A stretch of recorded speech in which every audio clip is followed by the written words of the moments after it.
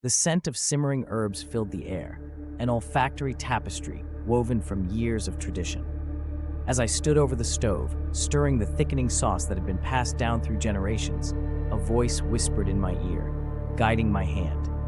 It was a comfort until it wasn't, because the voice wasn't Grandma's.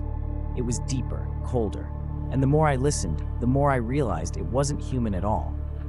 I paused, glancing at the old handwritten recipe card on the counter, the ink smudged and aged. But the whispers continued, urging me to add ingredients that weren't on the list. The voice grew insistent, and I felt a chill despite the warmth of the kitchen. Against my better judgment, I reached for the pantry door, drawn by an inexplicable compulsion.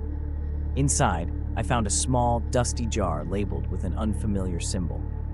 The whispers crescendoed, telling me to add a pinch to the pot. My hand trembled as I unscrewed the lid, releasing a scent that was both alluring and repulsive. In that moment, the kitchen around me seemed to warp, the colors dulling as though reality itself was being sucked into the pot. As I stirred the mysterious ingredient into the sauce, the whispers transformed into a cacophony of voices, each one more desperate than the last.